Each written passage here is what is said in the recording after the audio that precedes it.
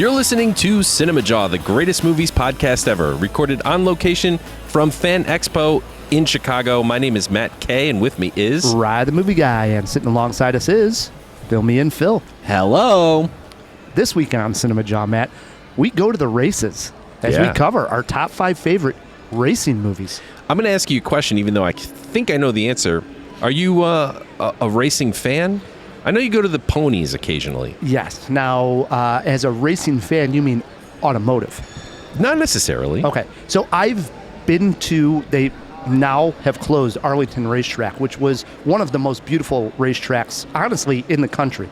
And it is closed. It is the proposed site for the Bears. The Chicago Bears. We are don't about talk to move about the stadium, that. Right? Yeah. This is a sin in Chicago. Right. So the Bears are probably 90% more than likely going to go to Arlington Heights. I went the last Friday that Arlington Racetrack was open. I'm a diehard. I like it. I love the racetrack. Bet? And I bet, yes. Did you let it ride? I've let it ride in the past. I've done some of those where I bet, I win, and then I just push it right on to the next race. Then I lose. And it's still fun because you're drinking and you're watching the race. Yeah, you let it ride. It's still fun. Did you ever see that movie? Oh, yeah. Yeah, great movie. Love that movie. But as far as automotive races, I've never been to a NASCAR. We just had NASCAR in Chicago. We did. That was a big deal. A huge deal. They literally raced on in the streets. Downtown Chicago. There was a great shot. I was watching it on TV, and there would be this shot where the cars would come around on the street, and you would see the L going by in the background in the loop. Dude, I haven't seen those. And NASCARs are going racing in the streets of Chicago. It was wild. That is so cool. I mean, imagine if there had been, not that somebody got hurt, but a crash that like hit a building or something. That would have been wild. Yeah. So we're doing our racing movies because we have a big review of a video game movie. Yeah, Grand Turismo, a game that I put some hours into, the first one. Can't wait to talk about the movie and see if it was any good. For sure. We also have reviews of Blue Beetle and Strays, which we'll get to as well. Plus, in honor of Strays, no guest, we are going to do Stump the Kubinski dog movie trivia. Okay. You like that? I do. Yes. I think I'm okay with dogs. Yeah. I think you got a shot here, Matt. I got a shot. Plus, it is still I got a dog in that Seth race, Rogan right? month here, and we love Seth Rogan. Having a blast celebrating him, so we're going to start there with the Seth Rogan fact. Yes. Okay, not to back and double up facts, but we're still talking about marijuana. But it's a little different. It's professional marijuana. We did marijuana last week, Phil. It's professional marijuana. Okay. Because we're talking about the sequel to Pineapple Express, or at least the possible sequel. I don't want to be like, Phil at CinemaJaw started the Pineapple Express rumor. It is still a rumor. I just perpetuated it. They perpetuated it. They did not start it. But yeah, it's been talked about literally since the release of the original in 2008. And there was a tiny snippet from This Is the End, which is like the, what would you call it, mockumentary? Like, I don't know how to describe that genre of like real life, but not. This Is the End was in a mockumentary. Like, what do you call it, though, where it's real life but not real life? Well, the idea that the actors weren't necessarily playing characters, they were all playing themselves. I don't know if there's a name for that, but they were just all playing themselves inside a movie. Is there a name for that? Throw it in the fish tank. I don't think there is. I'll look it up. I'll see. Whatever it is, like, and this kind of makes it like weird and uncanny, because so in the film when they talk about Pineapple Express 2, that they're using actual snippets from what they had working on it. Seth Rogen would go on to say, we talk about it all the time, it being making a sequel. The story we have in This Is the End is actually the story we talked about doing. We have some of the original ideas that we wanted to do before doing sequels, and comedy sequels seem to be the hardest, but it's definitely something that we keep coming back to, and the enthusiasm for it is hard to ignore. So again, I mean, like, that part of it, do we count that as documentary, where they're talking about they're using actual scripts from... I know, we're going to find out in the fish tank, man, because that is a weird genre unto itself. Is there any other examples that you guys can think of that kind of thing? What's strange is not in a whole movie that it jumps to the top of my head. There's obviously moments like Mike Tyson plays Mike Tyson in The Hangover, right? But where the whole movie is made up of actors actually playing themselves, nothing jumps to my head other than this is the There end. are other examples. I just can't think of them right now. Nomadland, kind of, but even still, I wouldn't count that. No, not Nomadland. Well, because they're really... Frances McDormand wasn't. Yes, and- she is, but the rest of them are just like crusty people. But that was like guerrilla filming. More Correct. Than, yeah. Sure. Correct. It was. That's more like a mix, a blend between documentary and narrative. Anyway, getting off the rails. Interesting, though. I like very, that. very. I love Seth Rogen month here. Before we jump into our review, I did want to comment. This is our second day. I know Jawheads are hearing this week A after week week. later, A yeah. week later. But we did 2 days in a row of this Fan Expo, and I just wanted to comment that last night, it was a Friday. We had a great time. The night ended. Too good. The night ended with an arm wrestling match between Phil and Matt. And I'll tell you what, the whole entire bar started to watch this thing go down. It Yeah. was like the ending of Over the Top. Very much so. I mean, at one point, Matt, you turned your head around. I did. Phil was flexing, and Phil's got some biceps. Got guns. Got Absolutely. Guns. And here's the most interesting thing. We were locked at 90 degrees Yes. straight up for about 10 minutes Mind you, Jawheads, this is about 8 beers deep. Go ahead, Matt. at least. And we're straining, like the sweat starts to pour down both of our faces. You hear like the grunts. It kind of looked like we were trying to poop or something. And neither of us. That was my secret. Neither of us could get a centimeter to the left or right. It was a dead-on even match, and not because Phil dressed as Princess Peach, but I think it's just a cherry on top. I would like a rematch. Tonight? Yeah. Nice. We'll make it happen. The other notable thing, since We didn't say who won, by the way. We should let the We're going to Jawheads keep that a secret. Yeah. Yes. You can look at the photos, and here's what I'll say. I was looking at these photos, and I was surprised with myself, too. Looking good, Phil. You get some guns. Yeah. They're not being hyperbolic is the thing. When you look at this photo, I look much stronger than I am in real life. I'm going to roll up my shirt sleeve this time. It was awesome. Let some of the... We'll have to get the opposite angle. Yeah. So that way we can see Matt's stacked body. So that was our Friday night. Now we come back here on Saturday. We're recording again. We walk the showroom floor. We buy some things, and then we play some Mario Kart. And this leads us Jesus. into Grand Turismo. Turismo, as you say. Is that how I say it? Tourismo. I say Turismo, but go ahead. Turismo. Okay. Potato. And me, Matt, and Phil raced Mario Kart, and I opened up a can of whoop ass on you guys. I took did. first place in both races by a large margin. I mean, Yeah. it wasn't even close. I mean, it was a joke. I had 12th in the first one and then 7th. I did beat Phil in the second race. I've played blind people that have come up closer to me than you guys did. I am not a Mario Kart guy. I'm an F-Zero guy.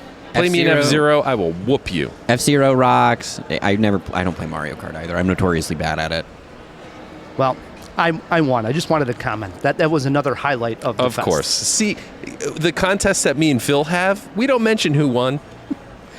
It's not important to us, Ryan. It's important to me. It's about the sport of it all. Yeah. Notice that Ryan doesn't partake. Ryan's not going to rematch in an arm wrestle. All right. Speaks to insecurities, I think. What is it? As Jeff York put it, Ryan has compact masculinity. Compact masculinity. Compact masculinity. One of the best descriptions of me. Right? I really appreciated that description of you. Like, We got to get that as a soundbite. yeah, we when did. he Dig through the described me anals as of- that, I remember I was like, "Whoa, this is awesome." You really captured something. He really did. But Matt, when it comes to racing video games, I have long said, if you can't toss a banana peel or hurl a turtle shell at your opponent, I don't want to play your stupid game. Of course, I'm referencing my love for Mario Kart. That said, although I never played Gran Turismo, I was well aware of its popularity on the Sony PlayStation. The game, or simulator, as the makers like to call it, was so realistic that in 2011, Nissan started GT Academy competition to turn these video game players into real race car drivers.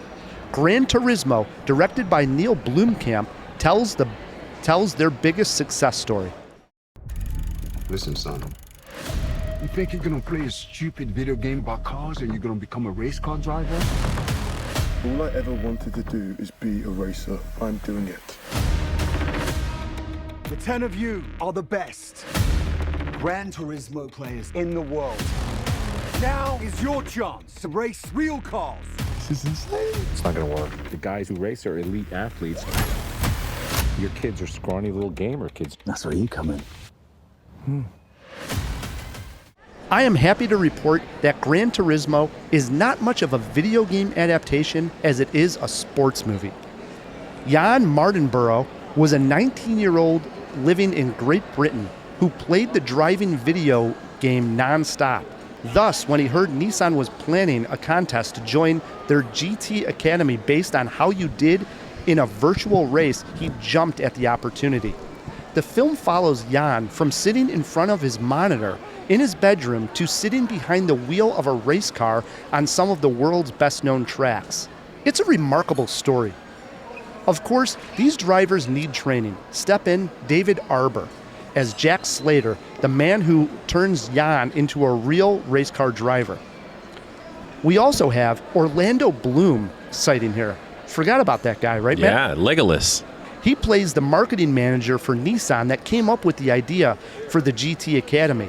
We see the struggles Jan goes through and learn a little about what makes racing so fascinating for millions to watch. By the end, we're all behind Jan and cheering for him to prove he belongs on a real track in a real car. Gran Turismo does suffer from some clunky dialogue, cheesy moments, while following the typical sports movie formula. But damn it if I wasn't along for the ride. The racing scenes are thrilling. Credit to Blomkamp here. And the relationship between Jan and his coach Jack give the film enough heart to get it across the finish line. Shockingly, Matt, I am recommending Gran Turismo. Wow, Ryan, that is, I don't want to say surprising, but it is, yeah, you know what? It's a little surprising. I didn't expect you to love this movie. I know you're a sucker for the sports formula. I really am. You said it's formulaic. I think that's okay. In sports movies, it really is. You know, it's one of those films where, you know, you almost get like caught up in the moment. Right. And you're like, well, I That's know it's satisfying, manipulating right? me. Yeah, I know it's manipulating me, but I'm along for the ride and I'm enjoying cheering on, you know, the story of this character.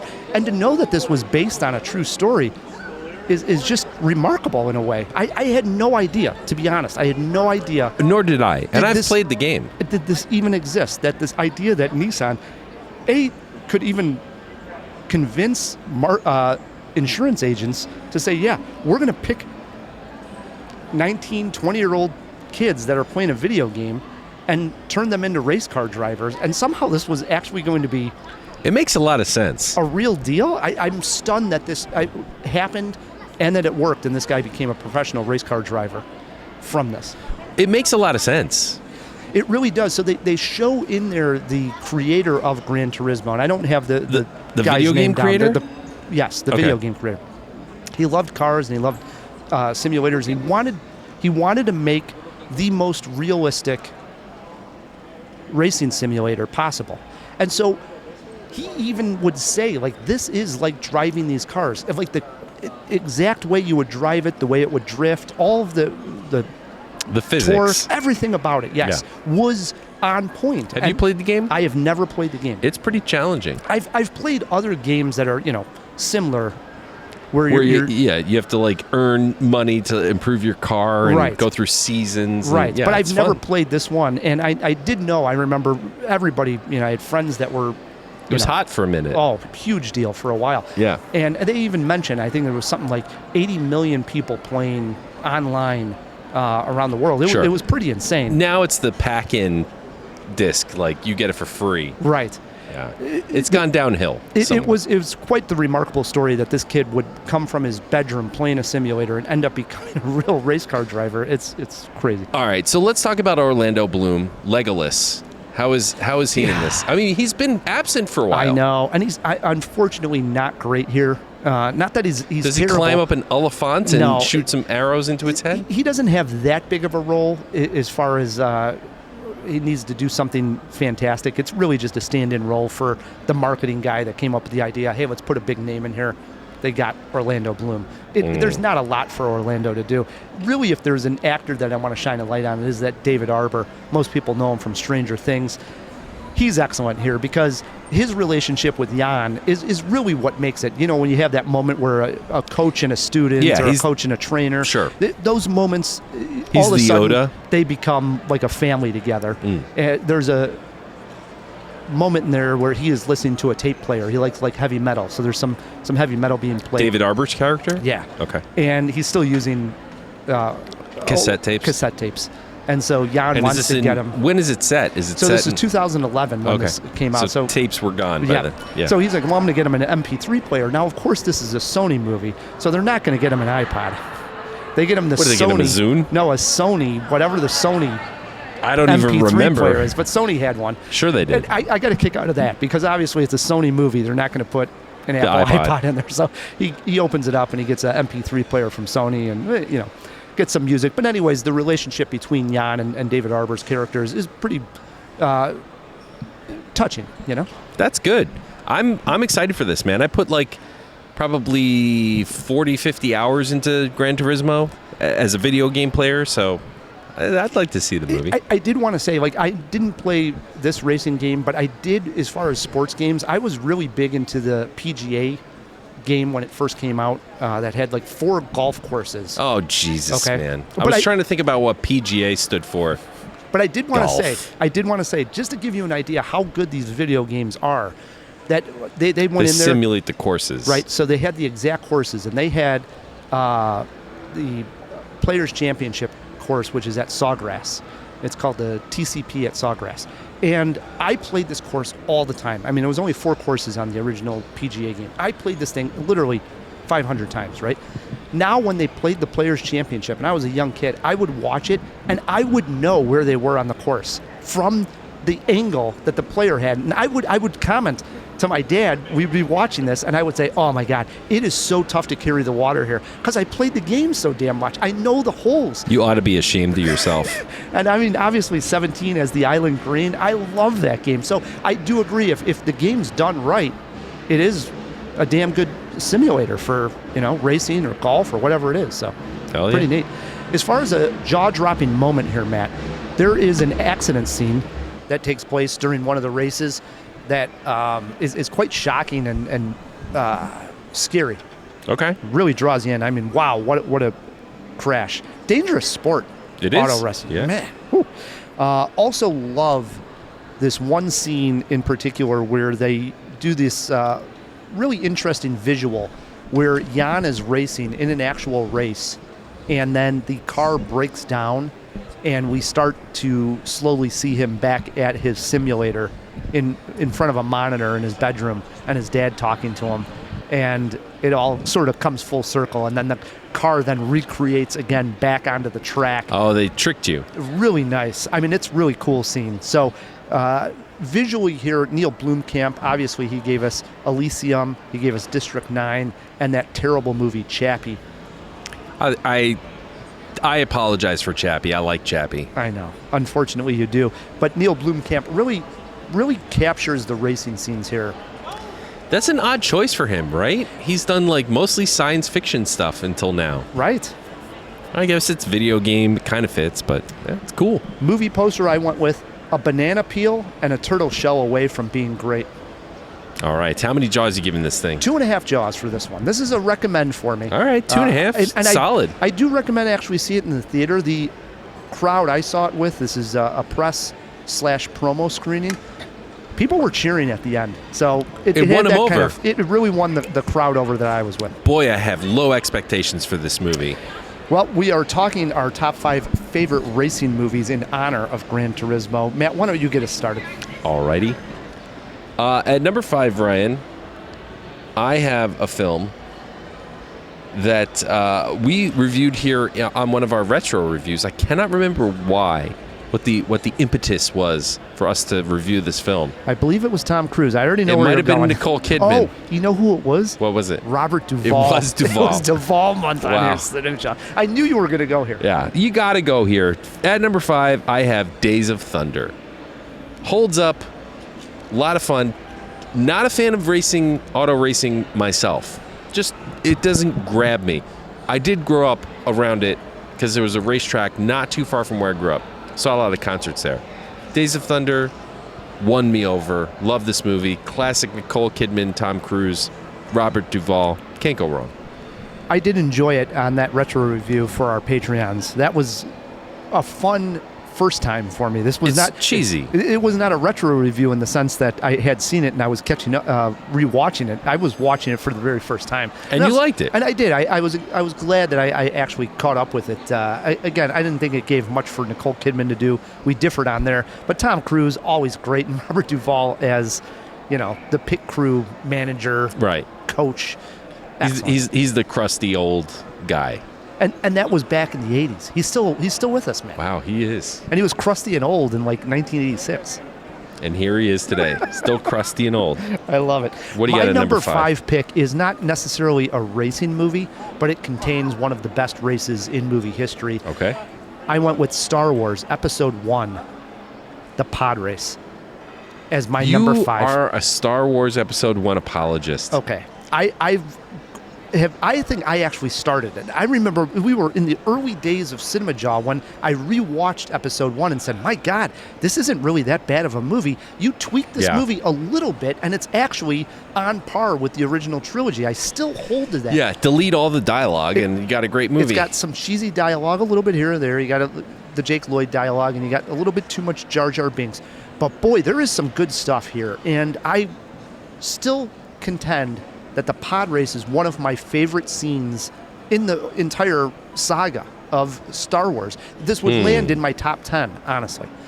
It does also contain one of the best lightsaber duels, period. Exactly. So Flat it has out. that. And okay, the entire reason why we can get Anakin Skywalker out of slavery, off the planet, is all because of the pod race. So there's a lot riding on this race and the bet that goes on. And George Lucas is excellent at sound design. We never give him enough credit.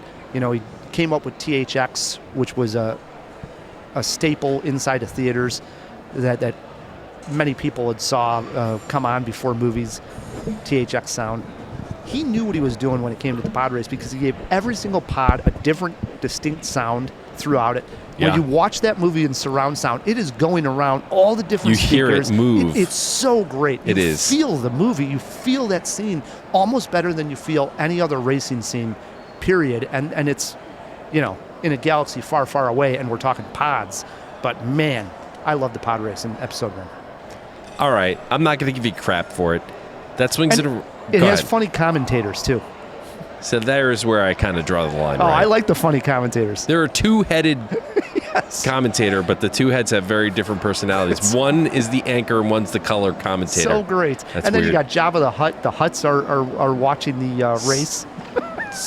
Quit while you're ahead. I love it. Quit while you're ahead. I love it. All right. I am going back to 1975 for my number 4. A pre-Rocky Sylvester Stallone. Before Rocky. I have not seen this movie. I know where you're going. Deathrace 2000. You've never seen Deathrace? Never seen it. Wow. Saw this in my notes, and this is a blind spot for me. Paul Bartel, who I'm not that familiar with, is the director. It's just like, do you ever watch those you know what? I won't evoke that title. But do you ever watch those Saturday morning cartoons with the wacky races where they like cut to all the different racers? Deathrace 2000 is not unlike that in a lot of ways. It's just fun and stupid and very 70s, and plus Sylvester Stallone before Rocky. That's interesting. I do want to catch up with this one. Yeah, it's a cult classic. You do have to catch up with it. Well, you almost mentioned my number 4 pick. Oh, did I? Yeah. What Do you is have it, it on Ryan? your list? Or is it an honorable mention? It's an honorable mention for me. 1981. Matt started to come out of his mouth there. The Cannonball Run is my number 4 pick. Love that movie. Love this movie. So we've talked about this before, that we grew up in the era of the VHS, and there were certain movies that you had on VHS. This, again, is one of them that we copied, that my brother had. I don't know when, but at some point... Who knows? Right. At some point, my brother would show me the Cannonball Run. The cast is absolutely stacked. And All you need is Burt Reynolds and Dom DeLuise, man. Dom DeLuise, Burt Reynolds. Let me give you a couple of others here. Roger Moore's in it, Farrah Fawcett, Jackie Chan. I am talking a young Jackie Chan. Gotta be young. Dean Martin, Sammy Davis Jr., Terry Bradshaw, the quarterback. Wow. And the idea is, it's actually based on a true story. True story, yeah. So the A real Cannonball race. Run would start in Connecticut, and it would go all the way over to Los Angeles. So you would start with basically a punch card. You would do your time, and then everybody would do that, and then the idea was like you had to get across the country as fast as you possibly could. Pretty neat race. Yeah, very. In this case, you got all these different. There's usually two people in a car, in some cases, and I mean, weird stuff happens. It's basically a screwball comedy with a race going across country. I love this movie. I have to admit, I haven't seen it in 25 years, It's been a while for me, too. but man, did I watch this a lot as a kid. I thought the Cannonball Run was one of the funniest movies, probably when I was 10 years old. What's the one that he did where he was trying to get Coors Light? Oh, that's Smokey and the Bandit. Smokey and the Bandit. Another great one, though. Oh, great, absolutely. That's not a race movie per Not se, necessarily though. a race Yeah. movie, yeah. Although they are auto racing in a way. Yeah, I mean, they're trying to get Coors Light. You can call it a car movie. Car, All right. but not a race. Not a race. At number 3, I have one that I think you're going to take umbrage with. But if you think about it, Ryan, it is a race.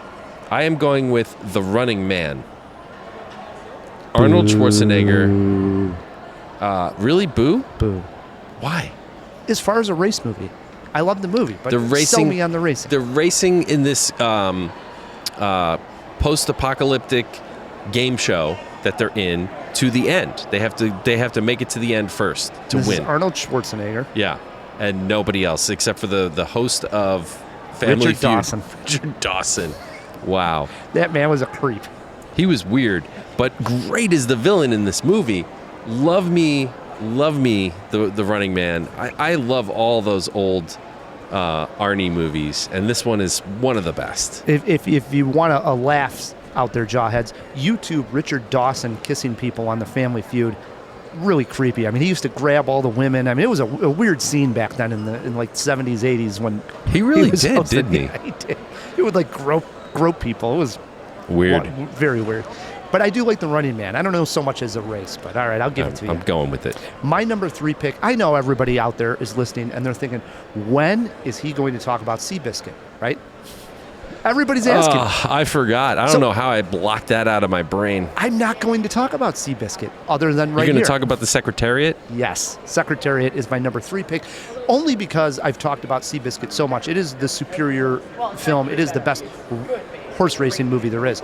But if you're listening to this and you have young kids, a family, and you want to watch a movie and maybe they don't know the legend of Secretariat, the greatest racehorse of all time, check out Secretariat You're saying Secretariat is the greatest racehorse of all of time? all time, 100%. Above Seabiscuit? Oh yeah.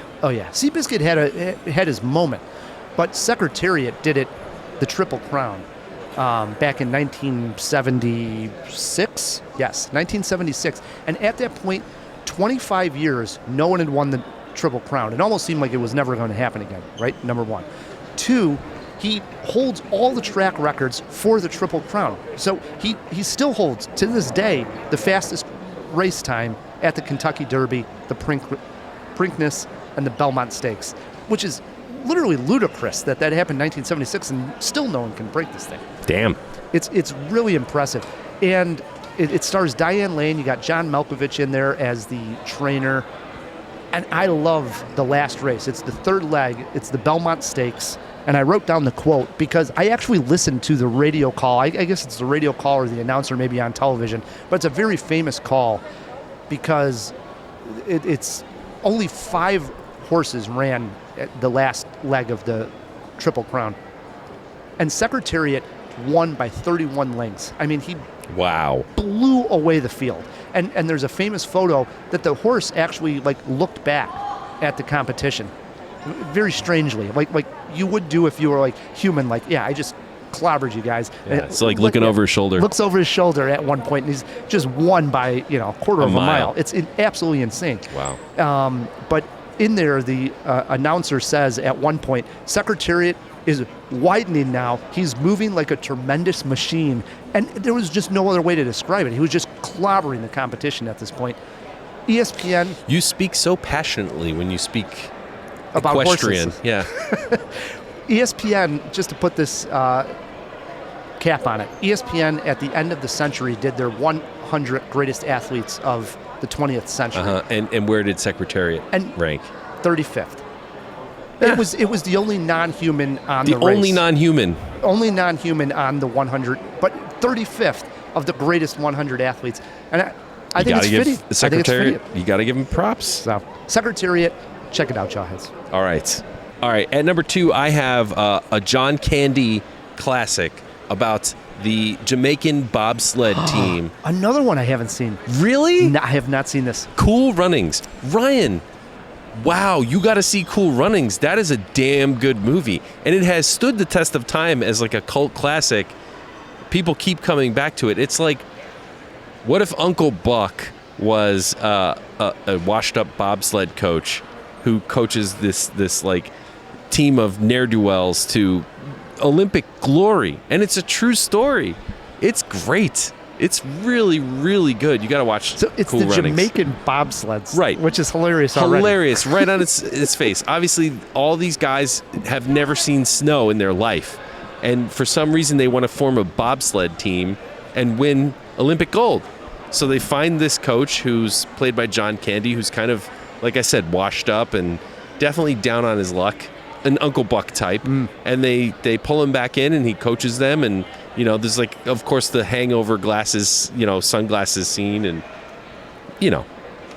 got to see Cool Runnings. Cool Runnings. I'm writing this one down to remind myself. I've been meaning to watch this thing. So. It's good. I think it's on. Can we throw that in the fish tank? Because I'm sure it's on Netflix. Just watch it, dude.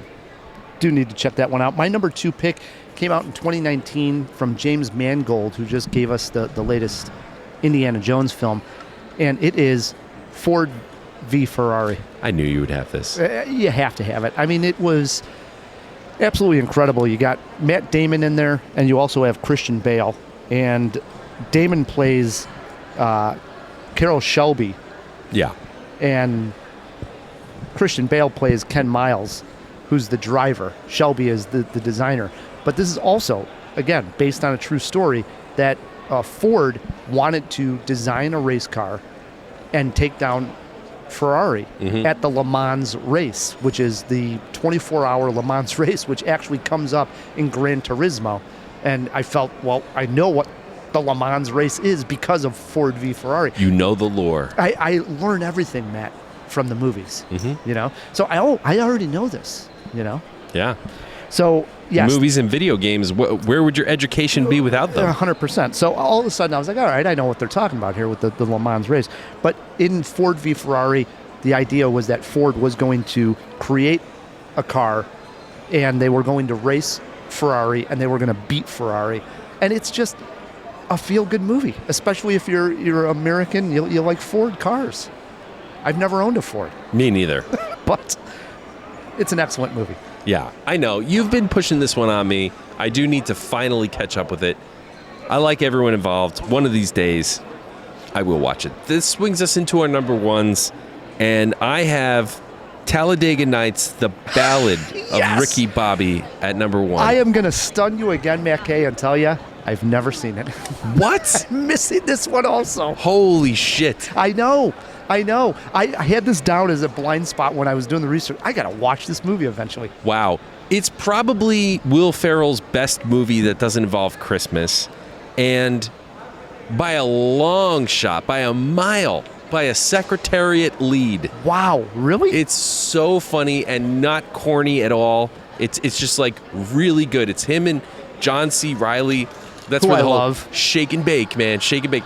And his kids in the movie are so disrespectful to the grandfather. Oh man, I can't even talk about this movie. Every line of the movie, it's like Big Lebowski-esque because every single line is quotable. Every single line. It's a comedy masterpiece. Wow. Will Ferrell's best. Really? By a long shot. Wow. I do got to see it. I know I've wanted to watch it for a long time, and I saw it pop up, obviously, when I'm thinking of racing movies. You think of this. Man, I got to see this movie at some point. Dude, yes. Do yourself a favor, and you're going to, just, pee your pants laughing. It's that funny. I can't wait.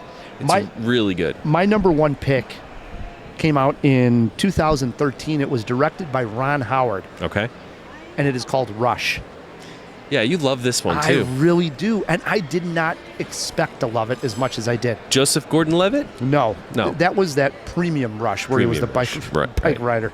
No, nothing to do with bikes. This is a Formula One race cars, and it is about James Hunt and the Australian driver Niki Lauda, who raced in 1976 season, and they were basically very competitive against each other. The film really shows what competition does and elevates people. And I think that happens with great athletes. They need that combatant to be Sure. to raise to that next level. Yeah. You can be so good, but then when you find your Your foil. sparring partner, if you will, all of a sudden you elevate another level, and so does that person. All of a sudden you both become great. We saw it in other movies. John McEnroe versus it's like Borg versus McEnroe. Great movie. Same thing. They needed two people to actually elevate themselves into like almost a new kind of stratosphere. Sure. And it happens in the movie Rush. And the reason why I love it, Ron Howard films these racing scenes so amazingly. I mean, it is authentic, it's thrilling, it's exciting. Check out Rush if you haven't seen it. Don't sleep on this one. It's one of the better racing movies as far as authenticity goes. I got to catch up with that one, Ryan. So we each need to catch up with the others, number one. Honorable mentions. Yeah. Any for you? I got a couple. Forrest Gump. He's got a race scene. No, it doesn't. Yeah, He's runs. running, He but runs. he's not racing anybody. Yeah, but he's racing himself. All right, Cars. I have Cars. All right. Baby Driver. Again, not necessarily a race. Not but, a race. And Cannonball Run, which we discussed. I had Speed Racer, which came up on, Should be noted. Yeah, came up on the show, and then I ended up watching it, much like I'll end up watching Talladega Nights. It was like, oh yeah, I got to see Speed Racer. I watched it and really enjoyed it. And One Crazy Summer, which was a boat race at the end. Yes, the regatta. Right? Yeah, dude, wow. That was an awesome scene. Hoops! And he has to throw the little ball. It's John Cusack, Demi Yep. Moore, Yep. and there's a boat race at the end, and which is Bobcat Goldthwait. Yes, he's also in there. He is. That's a great movie, dude. It's up there with Better Off Dead. It's kind of like Better Off Dead's like stepbrother. Oh, and it's Curtis Armstrong too. Booger. Oh yeah, Booger is in there. Yep. 100%. Yep. Love Great movie. He plays Ak, I believe, in that one. who's like a shell-shocked kid, even though he's never been to war or anything. And his uncle, I'm pretty sure, is Clint Howard, who's listening to the radio trying to win the sweepstakes. Do you remember this? We have to throw it in the fish tank. Is Clint Howard in One Crazy Summer? It might not be Clint I Howard. would love it if it is, because I just got done reading The Boys, and I love Clint Howard now. Oh, I love Eagle I mean, Bauer. I always liked him, but I would love if he's in that movie. Have you seen Rock and Roll High School, when he plays Eagle Bauer? I have not. Oh my God, you have to watch Rock and Roll High School, dude. That's a classic punk rock movie. But anyway, good pick. Nice. All right, before we go to break, we're going to change it up here, and we are going to open up the fish tank. We threw a few items in there, Couple two or three. Yeah, and we just talked about Clint Howard, if he's in there. Phil, what do we got right? What do we got wrong? What's in the fish tank?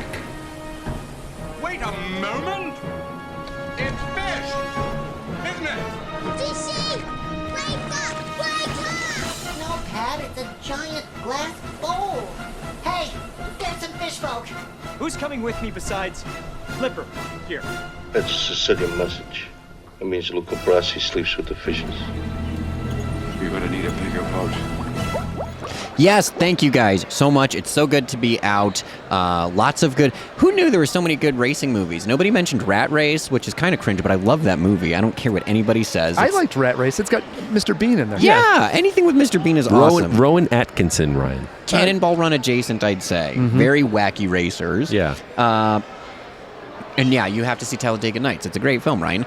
Our first movie in here, or our first question rather, is there a name for the style of movie that This Is the End is? I could not find like a name, a genre name for movies where actors play themselves specifically. Parody was coming up, spoof, satire, all of this is coming up. And while satire. technically I think it is true, I don't know if it I would say it's a satire. It's a describer, but not a genre. It's an adjective. While I was in there, though, I did find this is more common than we were realizing. Being John Malkovich, totally the same kind of concept. Only Malkovich plays himself. Yeah, but that is main character, obviously. Sure. I mean, there's a lot. I mean, yeah, yes. But that's about a lot of these were. Like the unbearable weight of massive talent is a very similar idea. 100%. I would actually, it didn't occur to me until I was looking it up, but like there was a list that said Space Jam counts, and I agree, actually. In hindsight, Space Jam is the exact same genre of film. Yeah. Boy, we need to coin a term for this. I was thinking like 20 years from now, they'll call this historical fiction. It's just that it's happening now. Let's get into Wikipedia for coining the term for this whatever genre. What would you call it? Got a good one, Rye? No, I don't. Me neither. I don't know. Postmodernist triteness. I think we need to think this one through. We'll sleep on it. Yeah. Is Cool Runnings streaming? It is not on Netflix like Matt had promised, but the good news is this is a big D production, so you know it's on your Disney Plus. You know it is on your Disney Plus subscription. All right, Disney you can Plus. still see it. And then the last one, I had to do this a little quick, is Clint Howard in One Crazy Summer. I'm not sure who you guys... It's not Clint Howard, so I don't know who it was cutting away to that you guys were talking about. Yeah, but now it's that I not think Clint about Howard. it, yeah, it's not him. All right. Shame. That was everything, Phil. That's all we got. Jump back in there. You bet. Matt, we are going to take a break, and when we come back, we have reviews of Blue Beetle and Strays, plus Stump the Kubinski. Stick with us, Jawheads. Let's all go to the lobby. Jawheads, Seth, Apatow, and Rudd are nearly an unstoppable force in comedy, as presented in this scene from Knocked Up. So you're not even going to tell him? No. You know, I don't have to tell them. It's illegal for them to fire me over it anyway. And I get 3 months maternity leave if I stay, so I'm just, you know, not going to tell them. It's a good plan. Yeah, I like it. It is a good plan until her water breaks all over Robert De Niro's shoes. My shoes! Hey, there's all this baby goo on it. These shoes? Hey, on these shoes? Did you puke on my shoes? Did your water break Did you puke on my shoes? Hey. Oh my God. Isn't it weird though when you have a kid and all your dreams and hopes just go right out the window? What changed for you? What went out the window? What plans? You do everything exactly the same. No, I mean, I love what I'm doing. No, like, say, you know, before you're married and have children, you want to go live in India for a year. You can do it, but you can't do it once you have a family. You want to go live in India? I don't want to go live in India. Do you want to go to India? Go to India. Seriously, go to India. What about you? Do you want to go to India? I'm not going to India. You can go to India. I get what he's talking about. You know, honestly, like, when I found out about... I totally, like, I just had this flash of me, like, in a white Ford Bronco, and I'm just hauling ass for Canada, man, and through the choppers tape and the whole thing, and I bust through the border, and I'm a free man. That's all I kept thinking, man. You know what I'm saying? It was a flash. Wait, what do you mean? What? You don't look at me. I mean, we can talk about our fears here. I mean, honestly, like if Doc Brown screeched up in front of you in the DeLorean, open the doors, like, hey, Allison, come on, I got the car here. What do you want to do? No part of your brain would have been like, you know, maybe we'll go back to that night, and I would maybe put a condom on Ben's dick. That would they not? You never got that flash? No, and I don't know what you're talking about. Where we're going, we don't need roads. Exactly. You wouldn't do that? I don't know who Doc Brown is. What are you talking about? Doc Brown is the guy who's Christopher Lloyd. He invented the DeLorean, the time machine. He's the one who made the time machine. It's the time machine. Everyone has the time machine image. Hey, I have a really good idea. Why don't the two of you get into your time machine, go back in time, and fuck each other? Who needs a time machine? This is my time machine. I'm gonna throw you in my DeLorean, gun it to 88. You are a funny motherfucker, man. Jesus. How can you fight with him? Look at his face. I just want to kiss it. I think he's cute. I like the way you move. This is fun. We should do this more, I think. I think like the most fun I've had early on. Sparkling drinks, chocolate dandy, dandy, dandy, dandy. Did you know what was going to happen to my brother? when you stuck him with this world-destroying thing? It's called the Scarab.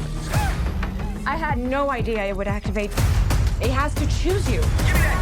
So how do we get it to unchoose me? Host acquired. Who said that? Systems tracking 3, Okay, 2. it's gonna be okay. That clip is from the new DC film Blue Beetle. Blue what? Is what I was asking. Blue Beetle. Not being a big comic book fan, this is the first I have heard of the character. The film is notable to some degree as it is the first DC film released since James Gunn took over. He has said that while this film does not connect to the old DCEU or directly to the new vision that Gunn has for the DC films, the character himself will return in future movies. The good news is that Blue Beetle is more or less a standalone film. It does mention superheroes such as Superman, but it does not have any ties to the earlier films, so this works. The plot follows the Reyes family, and in particular, Jaime Reyes, who becomes the Blue Beetle when a mysterious alien relic known as the Scarab attaches to his body, turning him into a symbiotic superhero. The other family involved is the Cord family, led by Susan Sarandon, who is trying to take the Scarab technology and use it to make a fleet of super soldiers. It was great to see Latinos get representation in a big superhero flick like this. Like many Latino families, the Reyes clan is very close-knit. The theme of having strong family bonds was great to see. Jaime's uncle is played by George Lopez, and while he does go a little over the top at times, I was happy to see him get such a hilarious role and feel he really did a great job at bringing some much-needed laughs to the story. The action scenes here are well staged, and the effects look a lot better than what we just saw in The Flash. So, from a production standpoint, I would say The Blue Beetle is one of the better DC films in recent years. Where I felt it faltered was the origin story itself. Look, plain and simple, I have superhero fatigue. We have seen this kind of origin story multiple times. Like Spider-Man, Jaime is an unknowing kid who gets bit or chosen by the Beetle. Like Ant-Man, he has a new suit that he has to learn how to control and figure out what it can do. Also like Ant-Man, wouldn't you know it, the evil counterpart gets basically the same tech, and now the Blue Beetle must stop him. From that standpoint, I felt like I was watching a rerun, or at best, a mashup of past tales. Thus, I felt Blue Beetle has potential as a future character. I just wish his first movie did not mirror so many we have already seen. But that's comic book movies for you. As far as a jaw-dropping moment, one character I did not mention, and I have to mention, is Jaime's grandmother, who steals the show in the third act. So fun to see her handle a rather large gun, and just the thought of how she got that experience of handling the gun and shooting it. It's quite hysterical. My theater loved this moment.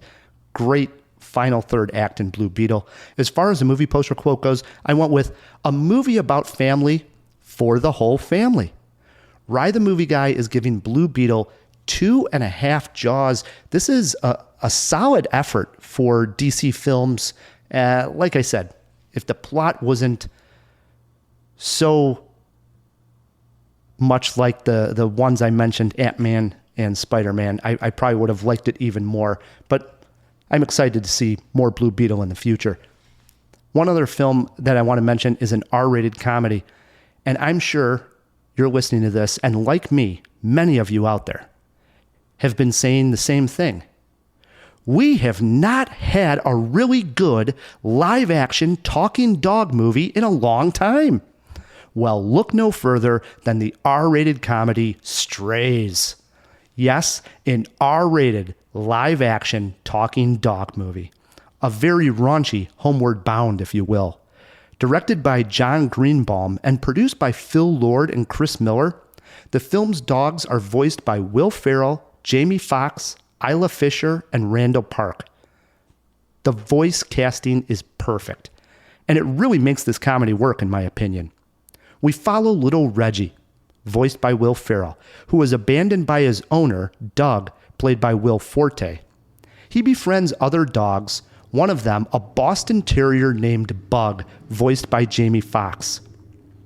Bug teaches Reggie the ways of being a stray dog and eventually agrees to accompany him back to Doug's to get his revenge. The story is simple, but it works. The gimmick of hearing dogs drop F-bombs and seeing them pee on things and hump various objects would get old even with the short 90-minute runtime. Luckily, the script gives us just enough creative laughs to get it across the finish line. The star of the show has to be Jamie Foxx as Bug. He delivers some hilarious lines, and I just really found his outlook on life to be funny. The thing I found shocking, though, is that Strays has heart as well. We get to know these foul-mouthed dogs and their personalities, and it helps us connect to them. I was very moved by Bug's backstory, and the theme of friendship won me over. This crude comedy does not overstay its welcome, and it goes out on a crazy high note. And with that, I am shockingly recommending Strays. As far as a jaw-dropping moment, there's two of them for sure here, Jawheads. Maybe even more than that. But the two I want to highlight here, there's a couple of good needle drops in the film. And one of them is near the end of the film, and it is Miley Cyrus's Wrecking Ball during a very outrageous scene on screen. I thought the music fit perfect. The theater was losing control with laughter at this point. I thought they knocked it out of the park there. And then I also have to mention, if you've seen the trailer, you get a sniff of this, if you will. There is a scene where the dogs take drugs. They're wild mushrooms in the forest. And what takes place after these dogs are high as a kite on the shrooms is absolutely hysterical. Those two moments I thought were the most outrageous, and they both worked. A movie poster quote I went with, "A movie Triumph the insulting dog would love and poop on." Rye the Movie Guy is giving this, oh my God, I can't even believe I'm saying it. Rye the Movie Guy is giving this 3 jaws for Strays. If you see Strays and you like this review, if you've seen Blue Beetle and you like this review, shoot us an email. We're feedback@cinemajaw.com. Now, to end the podcast, we always like to play some trivia. We are playing Stump the Kubinski, which we recorded back out at Fan Expo. Let's go out there. All right, Matt, in honor of Strays, we're playing dog movie trivia. It's Stump the Kubinski. You need 3 or more to not be stumped. Are you ready? I am ready. I think I wrote these rather easy, so I have confidence in you this week, Matt. Here Thanks. we go. All right. Question number 1. This 2021 movie won Jane Campion an Oscar for directing. Jane Campion won an Oscar, female director, for directing what movie? In 2021. That is a whopping 2 years ago. I should know this. 100% you should know this. Think back to the Brian Tallarico episode. Right. I don't think it was Nomadland. That wasn't Jane Campion. I do think that's what you picked that year. Oh, yeah. Dude, I don't remember what she directed. We were looking for The Power of the Dog. Power of the Dog. I still haven't seen that movie. That's Netflix, isn't it? It is. You have no excuse. No None. excuse. Great movie. Everybody told me don't watch it. It's like really intense. Watch it, man. All right. It's not like One Crazy Summer, right? Question 2 over to you. The Call of the Wild got its last remake in 2019. Who played John Thornton, the old experienced frontiersman? Indiana Jones himself, Harrison Ford. That is correct. You are on the board. 1 right for Matt as we move into question 3. In 1989, We saw Turner and Hooch, but we also saw this film that starred Jim Belushi and a dog. What was the name of it? I like this movie. I remember it. Nobody likes this movie, but I do. I think it's just called K9. That is right. It's K9. It was the cheesy movie of Turner and Hooch. Yeah. You know? Right. It was the 13th floor to its Matrix. Right. Yeah. K9 is correct. Question 4 is over to you. Matt has 2 right. He just needs 1 more. Who played Jennifer Aniston's husband in 2008's Marley and Me? Oh, Owen Wilson. That is correct. Matt is not stumped this week. Well done. Thank you. Yeah. All right. Question 5. Pour it on, Matt. All right. Flex your muscle. Only missed the first one. Name the 1992 movie that starred Charles Grodin, Bonnie Hunt, Stanley Tucci, and David Duchovny, among others. That has to do with dogs? And it has to do with the family getting... Beethoven. Yes. The family gets a dog, and it is Beethoven. Matt goes 4 for 5 on dog movie trivia. Who'd have thunk it?